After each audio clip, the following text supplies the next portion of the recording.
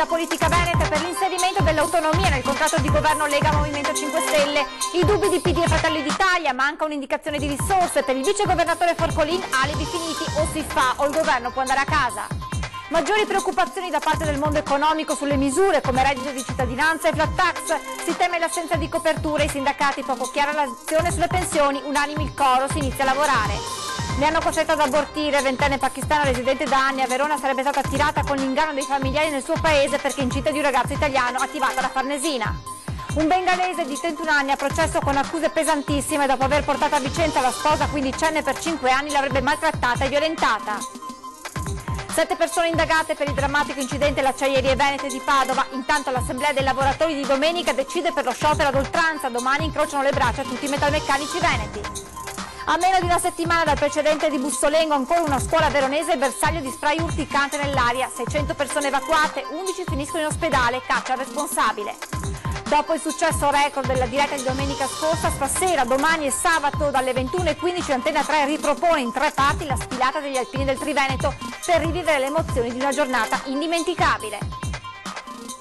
Buonasera e ben ritrovati con l'edizione del Veneto dei nostri telegiornali. In apertura la politica con il plauso unanime da parte della politica veneta per l'inserimento dell'autonomia nel contratto di governo reso noto ieri sera da Lega e Movimento 5 Stelle. I dubbi però di PD e Fratelli d'Italia in merito alla mancanza di indicazioni sulle risorse. Per il vicegovernatore Forcolin gli alibi sono finiti, questa volta si farà l'autonomia, promette, o il governo può andare a casa. L'impegno sarà quello di porre come questione prioritaria nell'agenda del governo e del Parlamento, per tutte le regioni che lo richiedono, una maggiore autonomia in attuazione dell'articolo 116 della Costituzione, non ultimo portando a conclusione le trattative tra il governo e le regioni attualmente aperte. Lo scrivono nero su bianco Lega e 5 Stelle nel contratto di governo che sarà sottoposto al presidente Mattarella insieme al nome del nuovo premier. Nel documento sono poi richiamati i punti cardine del percorso prefigurato nell'ultimo anno dal governatore veneto Luca Zaia: trasferimenti delle risorse corrispondenti alle nuove competenze, geometrie variabili e costi standard. Per noi è una questione dirimente importantissima e irrinunciabile. È importante che ci sia dentro questo nel contratto di governo, che tra l'altro fa riferimento anche alla dotazione necessaria di risorse per garantire le funzioni che noi richiediamo con l'autonomia del nostro Veneto, e speriamo che almeno questa sia una delle cose che possa realizzare il prossimo esecutivo. Ci fa piacere che ci sia questo impegno, commentano dal Partito Democratico Veneto. Si tratta dell'autonomia che abbiamo sempre auspicato e della prosecuzione di un percorso iniziato dal governo Gentiloni. Però adesso spetta ai 5 Stelle e alla Lega, se faranno questo governo come sembra, trovare anche le risorse che peraltro avevano assicurato ci fossero. Certo che stanno facendo tante promesse che non saranno in grado di mantenere. Perplessità anche dagli esponenti di Fratelli d'Italia, alleati in regione con la Lega ma fuori dal patto di governo romano. Speriamo che sia la volta buona, si augura Massimiliano Barison, ma le premesse non sono delle migliori. Ci preoccupa il fatto che riscontriamo una certa superficialità in ciò che viene inserito, e quindi diventa fondamentale capire quale sarà poi il percorso che dagli intenti espressi ai risultati che si raggiungeranno bisogna capire alla fine che cosa vedranno i cittadini italiani. L'impegno è preso e non ci saranno alibi, ribatte il vicegovernatore Gianluca Forcolin. Per chi è stato eletto in Veneto si tratta della priorità assoluta di questa legislatura. I nostri parlamentari sono stati eletti e sono stati mandati a Roma proprio per questo scopo. Se questo verrà boicottato o dovesse essere messo come ultimo punto dell'agenda, per quanto mi riguarda questo governo potrebbe andare a casa già da domani.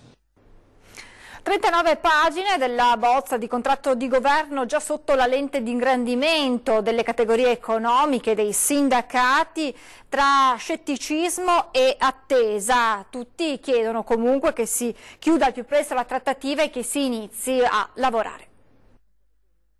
Sono ancora diversi i punti da rivedere, ma è pur sempre una prima bozza dell'atteso contratto di governo firmato Lega Movimento 5 Stelle. 39 pagine che toccano gli aspetti più importanti della vita sociale ed economica degli italiani. Occhi puntati sulle voci che riguardano l'economia, con quel reddito di cittadinanza al centro della campagna elettorale per le politiche, che funzionerà solo quando saranno realmente operativi i centri per l'impiego, e poi il ritorno dei voucher e la conciliazione sulle cartelle esattoriali.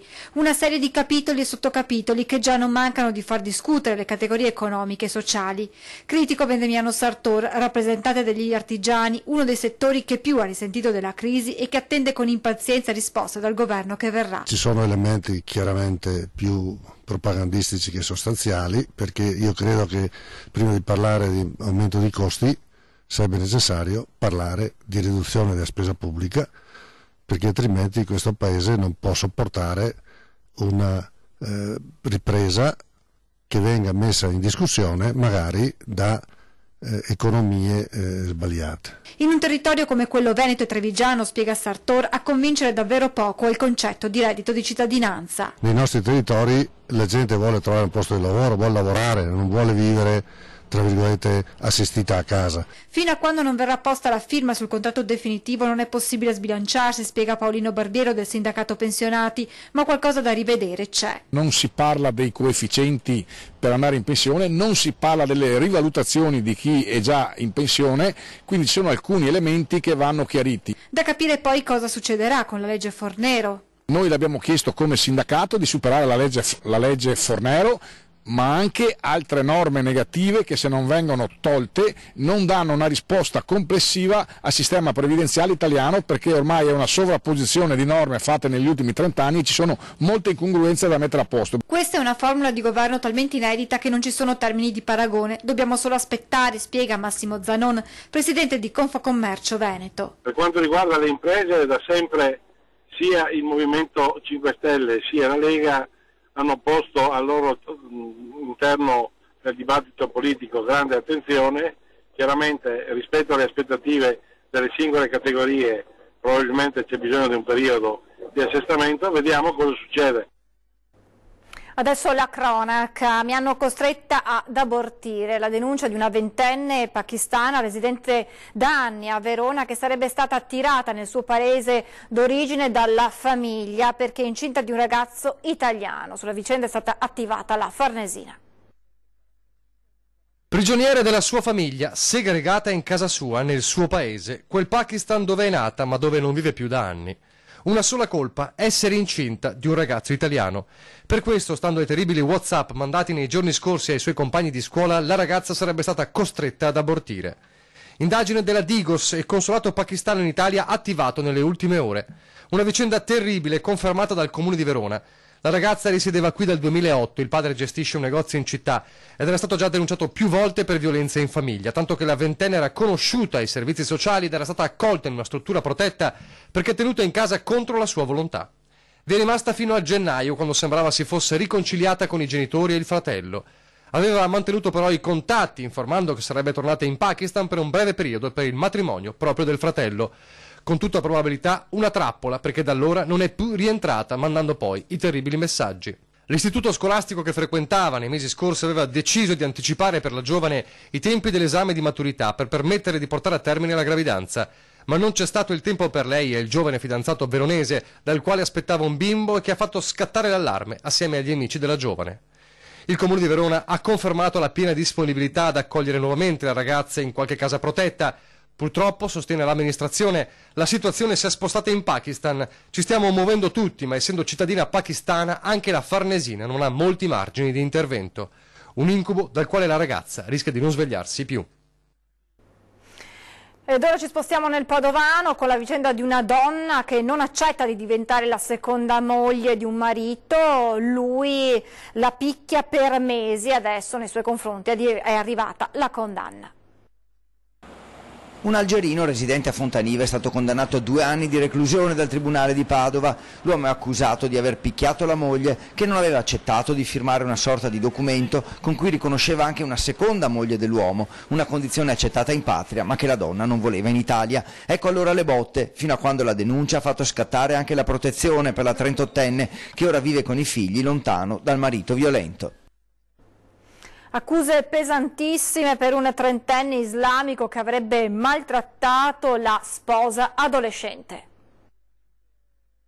Sposare una adolescente per la legge islamica è perfettamente legale, per la legge italiana assolutamente no. Così un bangladese di 31 anni è finito a processo con accuse pesantissime. Dopo aver portato a Vicenza la sposa quindicenne, per 5 anni l'avrebbe maltrattata e violentata, obbligandola a rapporti sessuali fin da quando era minorenne. Le avrebbe fatto vedere dei film pornografici costringendola a imitare le attrici, l'avrebbe offesa e picchiata ripetutamente. Per la procura l'uomo avrebbe assoggettato la ragazzina al modello culturale di appartenenza.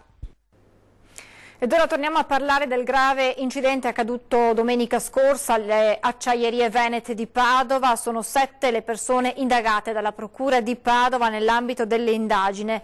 Tra gli indagati vi sarebbero i vertici dell'azienda, quelli della sicurezza e i rappresentanti legali di alcune ditte che lavorano in appalto. L'iscrizione nel registro degli indagati è collegata all'affidamento da parte del PM della perizia sui macchinari. Intanto continua lo sciopero alle acciaierie. I lavoratori chiedono garanzie all'azienda per tornare a lavorare.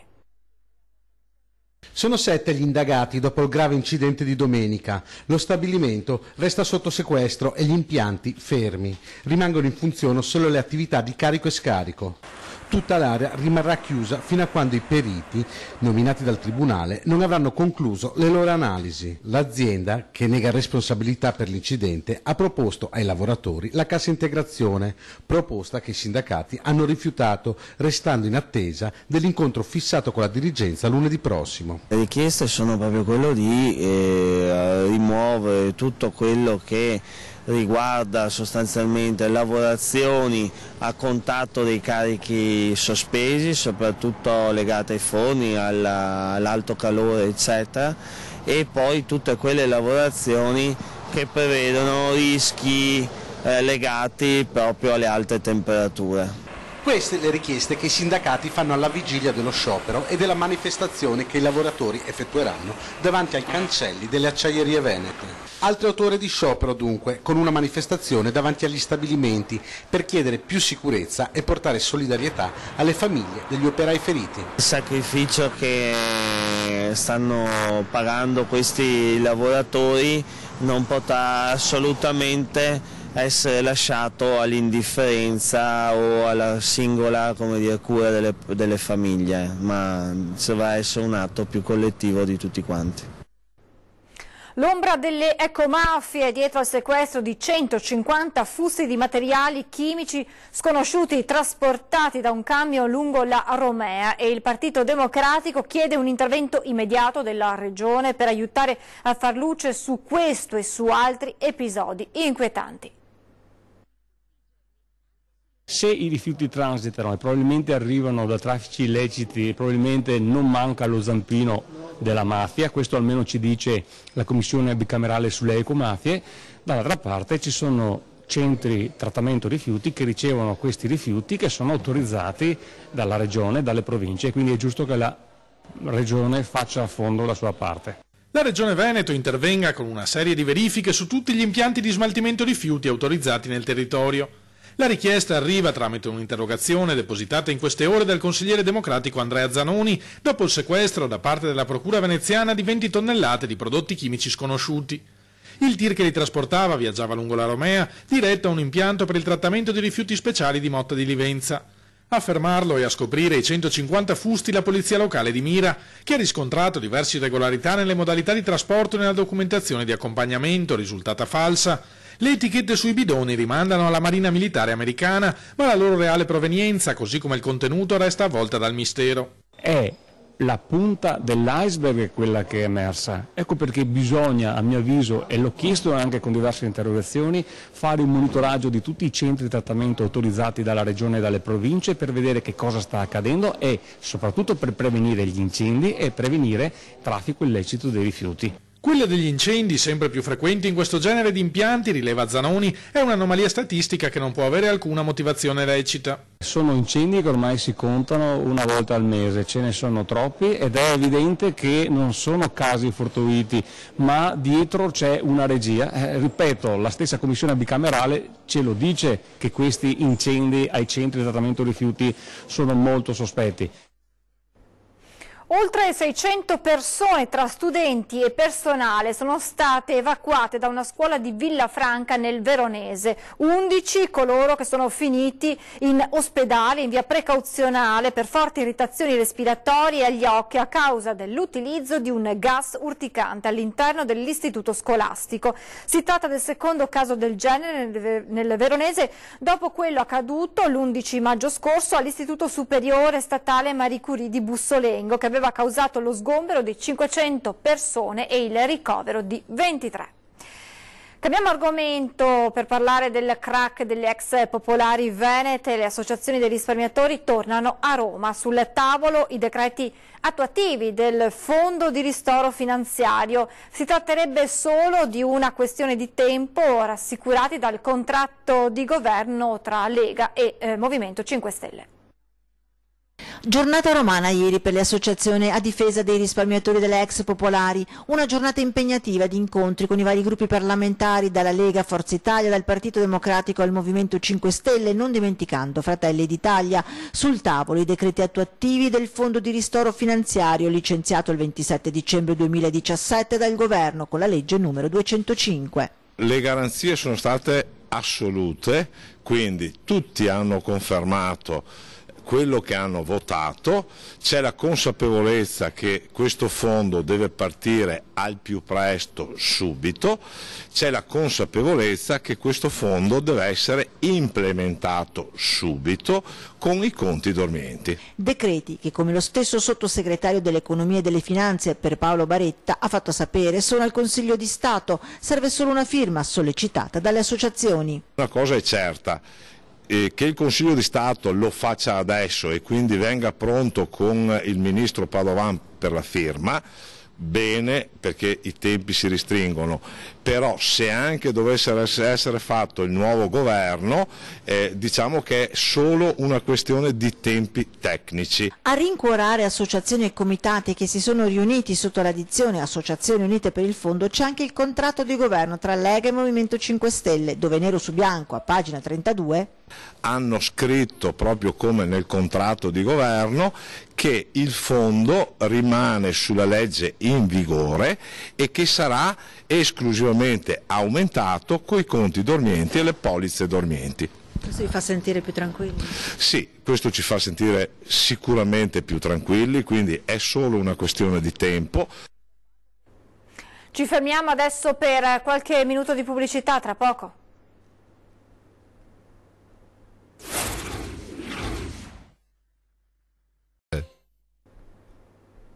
Di nuovo in diretta per tornare a parlare dell'adunata nazionale degli alpini di Trento, dopo il record di ascolti di domenica durante la lunga diretta di Antenna 3, stasera, domani e sabato a partire dalle 21:15 sulla nostra emittente tornano le immagini delle penne nere trivenete durante lo sfilamento. Ha oltre 11.000 iscritti, ha un numero ragguardevole. Tornano su Antenna 3 le immagini, i volti, i colori, le voci della 91esima adunata degli alpini di Trento. Come richiesto da voi telespettatori, stasera, domani e sabato sera a partire dalle 21:15 la nostra emittente manderà in onda i momenti dello sfilamento delle sezioni trivenete delle penne nere. Divise in 3 parti, tra oggi e sabato sarà possibile rivivere quelle emozioni che l'adunata trentina aveva già regalato domenica nella lunga diretta di Antenna 3 che aveva registrato un record di ascolti. Con le storie che fanno il grande affresco di un'epoca e di una popolazione. Sin dal mattino, con l'apertura dello sfilamento, fino a tarda sera con il passaggio della stecca e la maina bandiera, telespettatori incollati allo schermo, e così la manifestazione ha regalato ad Antenna 3 il primato di emittente più seguita dell'intero nord-est. Un record decretato anche dalle migliaia di SMS arrivati per tutta la giornata, 13.300 315 messaggi da chi, non potendo essere presente fisicamente a Trento, ha seguito da casa ogni momento. E adesso sarà possibile ritornare virtualmente là. Tra oggi e sabato su Antenna 3 le immagini delle penne nere trivenete nella dunata che dopo 21 anni ha riportato un Presidente della Repubblica sul palco delle autorità. Emozioni allo stato puro, solo quelle che le penne nere sanno regalare. Oggi nessuno manca. Oggi la presenza di fronte ai simboli della nostra associazione. Parliamo adesso del Vicenza Calcio, ancora 10 giorni per scoprire le sorti della storica squadra berica. Intanto in città il nome di Renzo Rosso come patron sembra piacere sempre di più. Vicenza Calcio, 10 giorni alla verità, intanto la città guarda Mr. Diesel come l'uomo, l'imprenditore veneto che potrebbe salvare il Lane. Renzo Rosso, che comunque è un uomo che ha abbastanza una storia importante, di conseguenza la Diesel si sa che è una cosa importante, sarebbe una cosa non da poco, secondo me. Bene. Certamente, benissimo, non bene. Alla fine è un imprenditore serio, sembra dimostrato serio con le aziende. Credo che possa costruire un buon progetto per Vicenza Calcio. Che ci sia uno delle nostre parti che riesca a gestire, come ha gestito l'azienda, chiaramente un nome così importante, anche nella squadra di calcio, insomma, piuttosto che venderla a paesi o enti o società straniere. Ben venga Renzo Rosso. Certo. Il termine ultimo fissato dal Tribunale è il 28 maggio a play-out conclusi. In un colpo solo si saprà nel fine settimana, sabato, il destino dei biancorossi sul campo, rimanere in Serie C o finire in Serie D, e lunedì chi potrebbe essere il nuovo patron della società. Renzo Rosso infatti non potrebbe essere l'unico della partita. La cordata italo-francese sembrerebbe ancora intenzionata ad investire, come peraltro la cordata veneta rappresentata da Gerardo Meridio. Quest'ultima è in fase di definizione proprio del progetto sportivo a seconda di quello che sarà il risultato del campo. Sta predisponendo la documentazione necessaria ed è previsto un passaggio anche col curatore fallimentare De Bortoli per alcuni aspetti procedurali. Dunque l'entrata in scena di Mr. Diesel, potremmo dire, ha dato uno scossone alle operazioni di acquisto dell'Ane, arenate su 2 aste andate deserte ed una terza programmata, arrivando direttamente alle proposte di acquisto che dovranno concretizzarsi ad inizio settimana prossima. Intanto a Vicenza il nome di Rosso è sulla bocca di tutti. Sì, ben venga, certo, non ho nulla da eccepire a questo proposito e ripeto, la massima stima di Rosso. Sono felice perché comunque sarà un buon, sicuramente una buona situazione per quanto riguarda la situazione del Vicenza Calcio. Siamo in chiusura, previsioni del tempo, grazie per l'attenzione, buona serata.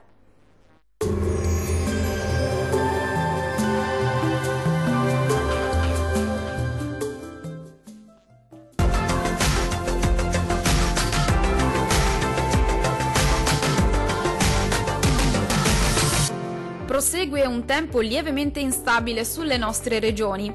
Vediamo il dettaglio di venerdì 18 maggio. In Veneto bel tempo al mattino con ampio soleggiamento su tutte le città. Dal pomeriggio qualche rovescio temporale sarà possibile sul Rodigino, sempre tanto sole altrove con cielo sereno o poco nuvoloso. Clima gradevole con temperature minime tra 11 e 15 gradi. Le massime invece saranno tra i 19 e i 23 gradi circa. Sul Friuli Venezia Giulia tempo buono al mattino con prevalenza di sole. Dal pomeriggio rovesci e temporali sparsi ma frequenti, possibili un po' ovunque sulla regione, alternati comunque a qualche pausa più asciutta e soleggiata. Diamo uno sguardo alle temperature, le minime saranno comprese tra 12 e 14 gradi, le massime invece saranno tra 21 e 23 gradi. Troviamo una situazione simile anche sul Trentino Alto Adige, dove avremo condizioni di maltempo diffuso con piogge e fenomeni temporaleschi un po' ovunque sul territorio, localmente anche di moderata intensità. Le temperature minime saranno oscillanti tra 9 e 10 gradi circa, le massime invece tra 22 e 23 gradi. Dal meteo di Antenna 3 per ora è tutto, arrivederci al prossimo aggiornamento.